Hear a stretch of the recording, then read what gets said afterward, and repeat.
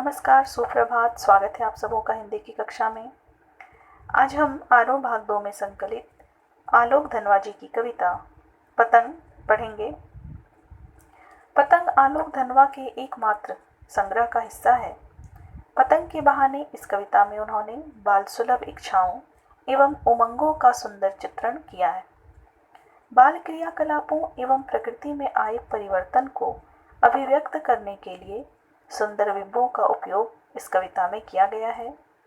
पतंग बच्चों की उमंगों का रंग बिरंगा सपना है। आसमान में उड़ती हुई पतंग ऊंचाइयों की वे हदें हैं, बालपन जिन्हें छूना चाहता है और उसके पार जाना चाहता है। कविता धीरे धीरे हमें बिंबों की एक ऐसी दुनिया में ले जाती है जहाँ शरद ऋतु का चमकीला इशारा है, जहाँ तितलियों की रंगीन दुनिया है, दिशाओं के मृदंग बजते हैं, जहाँ छतों के खतरनाक कोने से गिरने का भय है तो दूसरी ओर भय पर विजय पाते बच्चे हैं जो गिर गिर कर संभलते हैं और पृथ्वी का हर कोना खुद ब खुद उनके पास आ जाता है। वे हर बार नई नई पतंगों को सबसे ऊंचा उड़ने का हौसला लिए फिर भादो अर्थात अंधेरे के बाद के शरद उजाले की प्रतीक्षा कर रहे हैं। तो आइए आज हम इस कविता को पढ़ें। इस कविता में कवि ने बहुत ही सुंदर बिंबों का चित्रण किया है। तो जब मैं काव्य सौंदर्य बताऊंगी तो उन बिंबों की ओर इशारा करूंगी। सबसे पहले हम कविता पाठ करें। सबसे तेज बौछारें गईं, भादो गया सवेरा हुआ, खरगोश की आंखों जैसा लाल सवेरा, शरद आया फूलों को पार करते हुए, अपनी नई चमकीली साइकिल तेज चलाते हुए, घंटी बजाते हुए जोर जोर से, चमकीले इशारों से बुलाते हुए, पतंग उड़ाने वाले बच्चों के झुंड को चमकीले इशारों से बुलाते हुए और आकाश को इतना मुलायम बनाते हुए कि पतंग ऊपर उठ सके, दुनिया की सबसे हल्की और रंगीन चीज उड़ सके, दुनिया का सबसे पतला कागज उड़ सके, बांस की सबसे पतली कमानी उड़ सके, कि शुरू हो सके सीटियों, किलकारियों और तितलियों की इतनी नाजुक दुनिया। तो आइए अब हम व्याख्या देखें। बच्चों, आप प्रसंग कुछ इस प्रकार लिखिए कि प्रस्तुत पंक्तियों में कवि ने वर्षा ऋतु के समाप्त होने तथा शरद ऋतु के आगमन के सौंदर्य का बड़ा ही सुंदर चित्रण इन पंक्तियों में किया है। उसके बाद आप व्याख्या लिखिएगा कि जब वर्षा ऋतु में बादल खूब बरसकर चले जाते हैं और ऋतु के अंतिम महीने में भाद्रपद और आश्विन भी बीत जाता है, तब शरद ऋतु के आगमन के साथ ही प्रकृति में परिवर्तन दिखाई देने लगता है। जिस प्रकार खरगोश की आंखें चमकती हैं, उसी प्रकार शरद ऋतु की सुबह लाल रंग से चमक रही है और सभी दिशाएं खिली खिली नजर आ रही हैं। कवि जो है वो आगे शरद ऋतु का मानवीकरण करते हैं।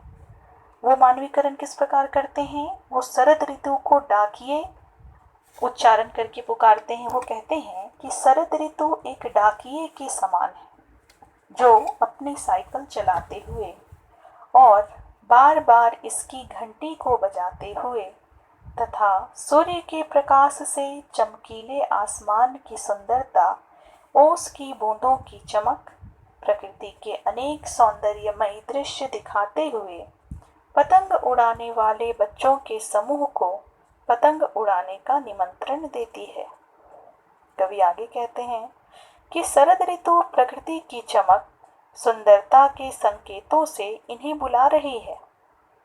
यह आसमान को इतना कोमल, साफ और विस्तृत बना देती है कि पतंग को इसमें उड़ने का पूरा स्थान मिल सके और पतंग अधिक ऊंचाई तक उड़ सके।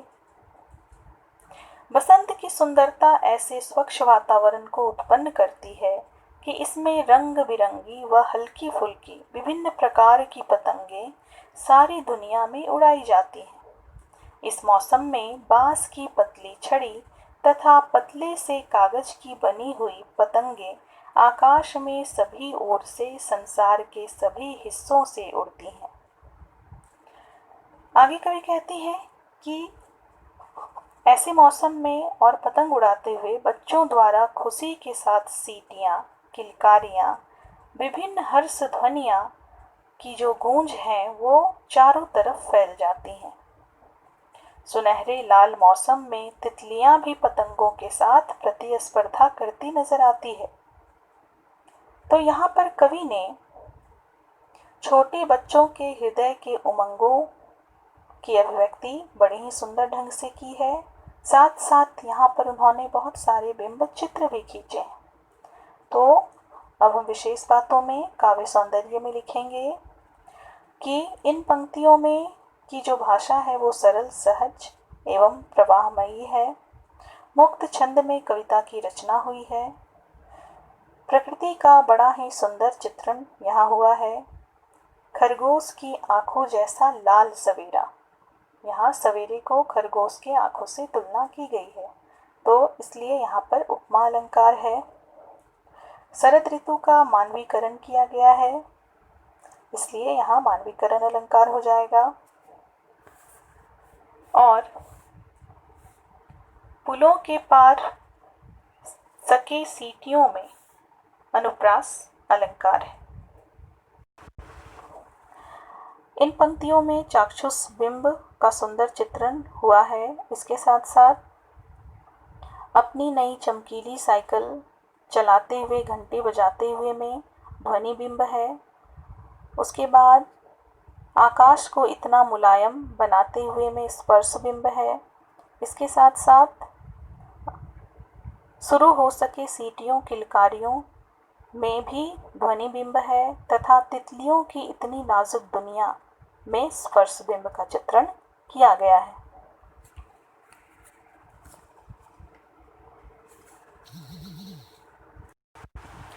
तो आइए अब हम आगे की पंक्तियां देखें। जन्म से ही वे अपने साथ लाते हैं कपास, पृथ्वी घूमती हुई आती है उनके बेचैन पैरों के पास। जब वे दौड़ते हैं बेसुध, छतों को भी नरम बनाते हुए, दिशाओं को मृदंग की तरह बजाते हुए, जब वे पेंग भरते हुए चले आते हैं डाल की तरह लचीले वेग से, अक्सर छतों के खतरनाक किनारों तक, उस समय गिरने से बचाता है उन्हें सिर्फ उनके ही रोमांचित शरीर का संगीत। पतंगों की धड़कती ऊंचाइयां उन्हें थाम लेती हैं महज एक धागे के सहारे। पतंगों के साथ साथ वे भी उड़ रहे हैं अपने रंध्रों के सहारे। अगर वे कभी गिरते हैं छतों के खतरनाक किनारों से और बच जाते हैं, तब तो और वे निडर होकर सुनहरे सूरज के सामने आते हैं।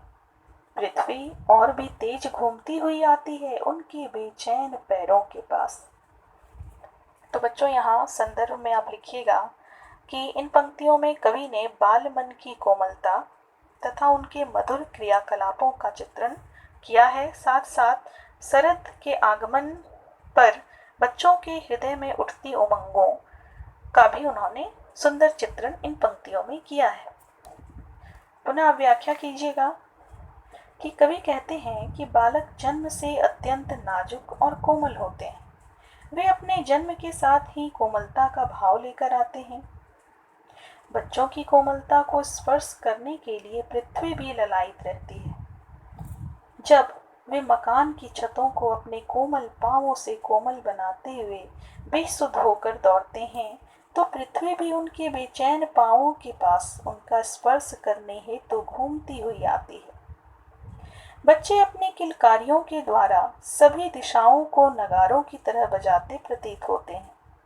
वे प्रायः वृक्ष की शाखा की भांति कोमल लचीले वेग के साथ इधर उधर डोलते हुए से अपनी मस्ती में डूबकर झूला झूलते हुए से नजर आते हैं। आगे कवि कहते हैं कि पतंग उड़ाते बच्चे यदि कभी छत के खतरनाक किनारों से गिर भी जाते हैं तो भी वे साफ बच जाते हैं। इस अवस्था में उनकी हिम्मत और भी बढ़ जाती है। वे उस समय सुनहरे सूरज के सम्मुख आ खड़े होते हैं और उनके बेचैन पैरों के पास धरती ही स्वयं घूमती चली आती है।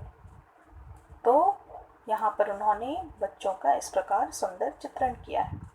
यह आपका व्याख्या हो गया। अब आप काव्य सौंदर्य में लिखिएगा कि इन पंक्तियों में कवि ने खड़ी बोली भाषा का प्रयोग किया है जो बहुत ही सरल और सहज है।